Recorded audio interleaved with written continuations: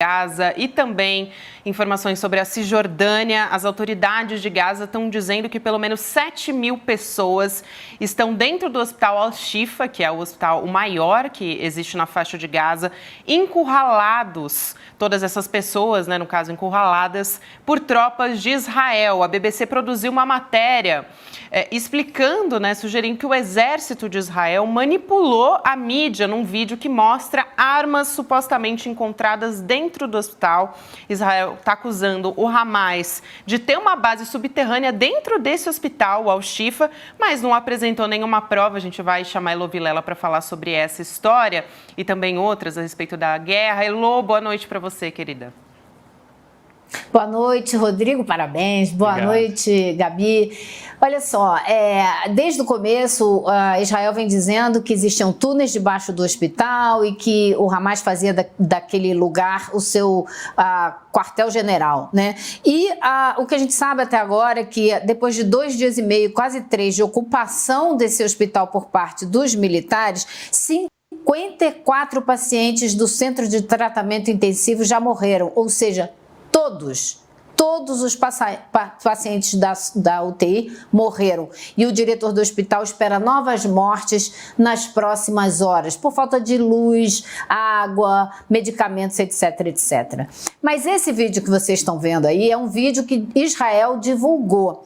E o governo de Israel convidou a BBC e a Fox, 2 redes, para visitar mostrar o que eles encontraram. Foi uma visita muito limitada, na qual os repórteres só puderam ir nas áreas do hospital que Israel permitiu e só puderam falar com quem Israel permitiu. Aí o que a BBC fez? Pegou esse vídeo e pegou o vídeo que a repórter deles fez e começou a comparar. Então eles perceberam que no vídeo de Israel, que foi divulgado por Israel, o relógio do militar que está fazendo essa turnê mostra que esse vídeo foi gravado poucas horas antes da visita da repórter da BBC.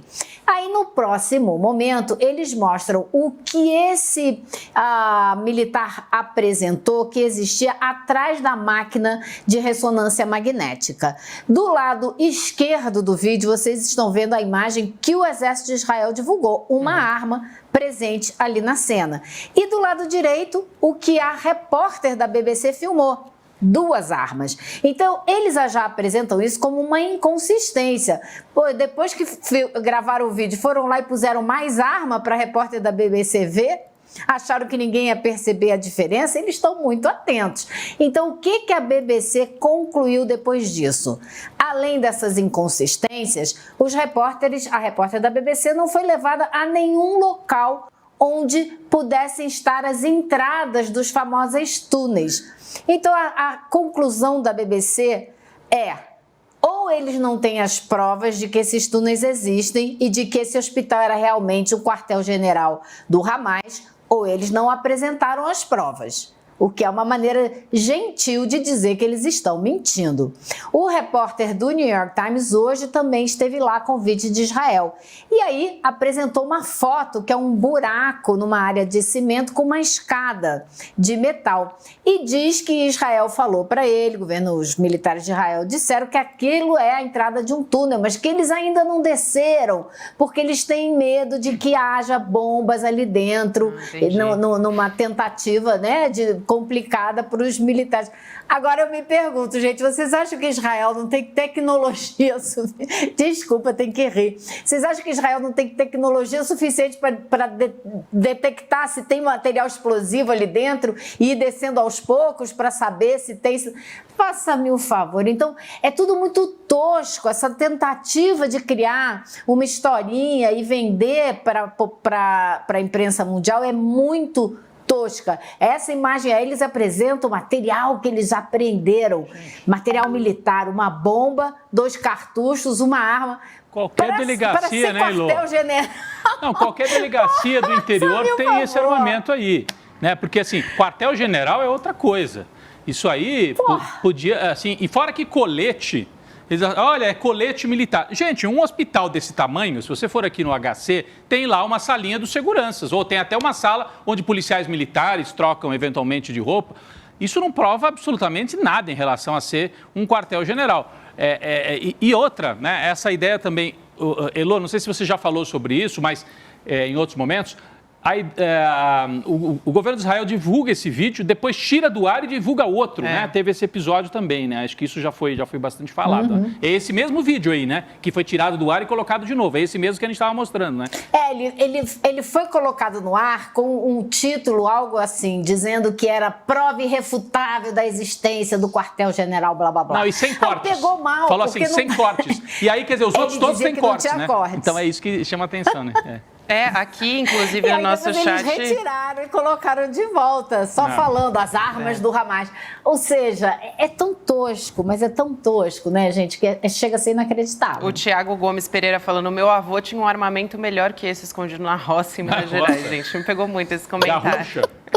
O Matheus Silva, né, falando, gente, isso é uma brincadeira com a vida das pessoas, é muito grave. Parece as operações, né, nas comunidades do Rio de Janeiro, operação que desmantelou, né, o tráfico de drogas, aí você vai ver, tem meia dúzia de armas. Eu diria que às vezes tem mais até, né, porque esse caso aqui, qualquer operação da PM do Rio, em alguns centros ali de operação em que tem realmente tráfico e tal, tem mais armamento do que isso aí.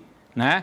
Esse cara, desculpa a minha intimidade, este militar que fala em nome das Forças Armadas israelenses, ele está lá só para isso, né? Porque ele aparecia muito, eu assisti várias vezes no começo da guerra, ele estava no estúdio, falava com a CNN, falava com todas as emissoras, agora ele foi mandado para campo. Sabe assim? Agora é o correspondente de guerra.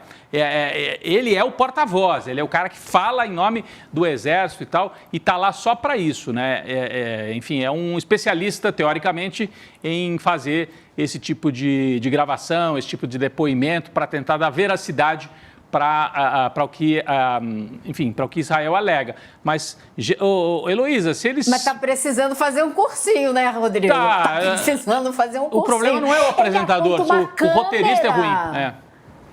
O roteirista é péssimo. Ele aponta uma câmera de segurança dentro da sala do hospital, como se aquilo fosse prova de que o Hamas tem um... Precisa... Siga, Rodrigo, porque tá difícil. É isso, precisa apresentar as provas, né, gente? Olha lá, ele tá apontando a câmera. Ele diz, no momento, a câmera tá coberta, né? Dando a entender de que... porque tá coberta é uma prova de que passava gente importante ali, gente eventualmente do Hamas, olha lá, aí vai o cara do lado dele, filma. Enfim, não somos nós que estamos dizendo sozinhos, né? É a BBC... emissora pública de um país cujo governo apoia. Que não é de esquerda, né? Que não é de esquerda. Claro. É uma emissora... E o New York Times, que é um jornal que apoia muitíssimo o Estado de Israel, o governo de Israel. Esse governo talvez nem tanto, mas o Estado de Israel em geral, e que demitiu funcionário, demitiu jornalista, porque colocou nome numa lista de apoio ao povo palestino. Né? Então...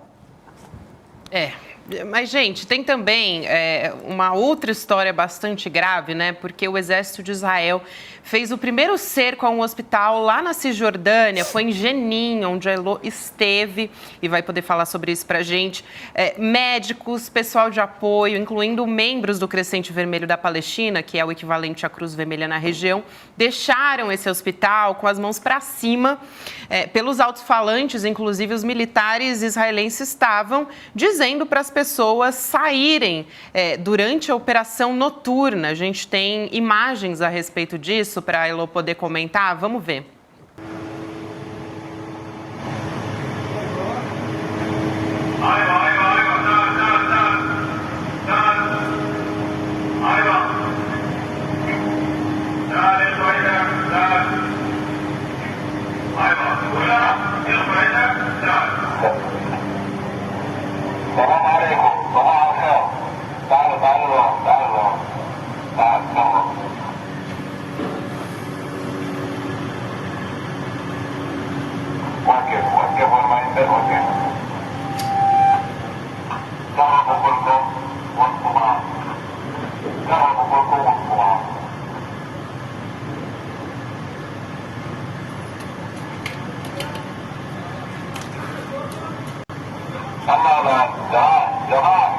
Elô, me diz por quê? Por loucura. que cercar hospitais em Jenin? Bom, no dia que eu puder te responder essa pergunta, Gabi, porque a única explicação é porque eles querem destruir tudo, dificultar a vida de todo mundo, impossibilitar a saúde, o tratamento das pessoas. Eu vi imagem de gente chegando em hospital em mala de carro, porque não tem ambulância, porque eles não deixam passar nada. Isso aí é em Jenin, é um campo de refugiados na Cisjordânia, isso não é na faixa de Gaza. Para a gente ver como que essa ofensiva militar está se agravando cada vez mais na Cisjordânia, e é o que os moradores já falam desde que eu estava lá e já falavam antes: nós somos os próximos. O alvo agora, depois da faixa de Gaza, seremos nós. O diretor-geral da Organização Mundial da Saúde disse que os hospitais têm que ser defendidos. Eu acho que ele está chegando um pouco atrasado, porque os de Gaza já se foram e agora eles estão começando com esses da Cisjordânia. Jenin, que foi completamente destruída na noite passada. As ruas todas destruídas do campo de refugiados. Uma pessoa que eu conheço que mora lá me disse: Heloísa, todas as ruas por onde você andou estão destruídas. Eles não vão lá só fazer uma operação militar, eles vão lá com retroescavadeira destruir tudo. Então eu te pergunto, né, Gabi, por que será? Por que Se não será? é para tornar impossível a vida ali para as pessoas quererem ir embora. Essa é a ideia, no final das contas. Exatamente. O Felipe Cooper aqui no nosso chat comentando: mas não tem Hamas em Jenin, gente. É sempre bom lembrar, né, que o Fatah em Jenin, na Cisjordânia, né? Na Cisjordânia é o Fatah, não é o Hamas. Qual é o sentido disso, né, Rodrigo? O sentido é sinalizar justamente para as pessoas: pega as coisas vão e embora, vão né? embora. Assim, é uma sinalização, isso já acontece, né? A Heloísa mostrou nas reportagens dela na Cisjordânia como é uma colonização, né? Assim, é um avanço de Israel promovendo um regime colonial. Então, de um lado, é uma espécie de gueto na faixa de Gaza, onde as pessoas não podem sair, a não ser com autorização para trabalhar, porque precisavam, né, da mão de obra barata dos palestinos para alguns serviços. E do lado da Cisjordânia também, e além disso, a colonização. Então, eles instalam colônias. A Heloísa foi lá, mostrou um lugar que tem, uma distância de 200 metros, você tem a terra dos palestinos, um muro, e do outro lado, a colônia feita pelos judeus, israelenses, e tomando inclusive as oliveiras, as plantações históricas do povo da Cisjordânia. Mas agora eles estão dando um passo a mais. A colonização já vinha de muitos anos, né? A gente acompanhou. Agora estão destruindo a infraestrutura da Cisjordânia, que é administrada pelo Fatah, que é o grupo fundado lá pelo Yasser Arafat, um grupo laico, um grupo que não tem nada a ver com o Hamas, é outra linha, outra origem, tem mais a ver com nacionalismo árabe, né? Inclusive dialoga com Israel, né? Assim, dialoga como uma força administrativa, né? Porque o Fatah, a Heloísa pode explicar melhor, mas o Fatah chegou a sentar na mesa, na época do Clinton, né, Elo? O Yasser Arafat, o Clinton e o Rabin. Com o Rabin. Por Israel, e chegaram ali muito perto de fazer o acordo. Fazer o acordo que estabeleceria 2 estados. Naquele momento, até para avançar, né, quase fazer o acordo, o Yasser Arafat, né, abaixou as armas, né, abriu mão da guerrilha. Ele era um guerrilheiro, ele era um lutador de guerrilha, né, de arma na mão para tentar a independência. Eles abriram mão, viraram uma força política, administrativa, autoridade palestina, com a promessa de: vocês governam por enquanto assim, daqui a pouco nós vamos, né, permitir que vocês fundem o seu Estado organizado. Ao contrário disso, a hora que eles baixaram as armas, Israel avançou para cima, fez colônias. E se você olha o mapa, é de chorar também, né? Não é só... Bom, mais de chorar ainda é isso aqui, as imagens que estão agora na tela, que é a destruição da infraestrutura. Mas olha o que era a Cisjordânia e o que ela é hoje, né? A Cisjordânia é essa área maior no centro do mapa, né? E ela foi completamente tomada por colônias israelenses, né? É inviável um Estado palestino com essa configuração. Então, o projeto israelense é expulsar os palestinos da terra. 2 milhões de Gaza, e na Cisjordânia são quantos milhões, Heloísa? 5 milhões, é isso? Opa, tá sem o áudio. A gente tá Jordânia, sem... não, Agora 2 milhões sim. e 500 em 2 milhões e 500 na faixa de Gaza, né? Isso. Na Cisjordânia eu não sei o número certo não, Rodrigo, me desculpa, não Mas tenho é esse um número pouco de mais que cabeça. isso, Agora, acho importante, É mais. Agora, é importante a gente pontuar, como muito bem lembrou o professor Arbex aqui ontem, que o próprio Hamas foi eleito na faixa de Gaza, e quando foi eleito, quando concordou em participar do processo eleitoral, porque ele não participava, dizia que aquilo tudo não tinha o menor sentido, ele também concordou em aceitar a existência do Estado de Israel e negociar politicamente. Quem não quis e quem rompeu o cessar-fogo que foi instaurado ali foi Israel. Então é bom lembrar disso também, porque essa pecha de terrorista para o Hamas, né, só atrapalha o trabalho que eles tentaram fazer durante anos de negociação política e que não foi a eles permitido. Bom, então outra coisa que está acontecendo na Cisjordânia é que a gente está vendo um recrudescimento. As operações militares de Israel nos territórios da Cisjordânia, nos territórios ocupados da Cisjordânia, estão cada vez mais intensas. E é claro que isso está forçando o quê? Uma reação, uma resistência cada vez mais intensa. Então, eles estão levando todo o conflito para dentro da Cisjordânia. Claro que existe solidariedade lá dentro, o que acontece com os irmãos de Gaza, óbvio. E agora, quanto mais eles são reprimidos, mais começam a surgir também a resposta, né? Começa a surgir a resposta da resistência. Então, é um projeto assim muito preocupante, porque o governo de Israel está dizendo que acabou a primeira fase da operação militar em Gaza, ou seja, varreu o norte de Gaza e agora será o avanço em direção ao sul. E é isso mesmo que o governo de Israel diz, avance em direção ao sul, ou seja, para expulsar quem está no sul, eles que se mudem para o Egito e criem lá a Palestina na área do Sinai no Egito. Esse é o plano. Inclusive tiveram protestos ali em Ramallah, na Cisjordânia também, né, Lu, onde você teve muitas vezes enquanto você estava lá.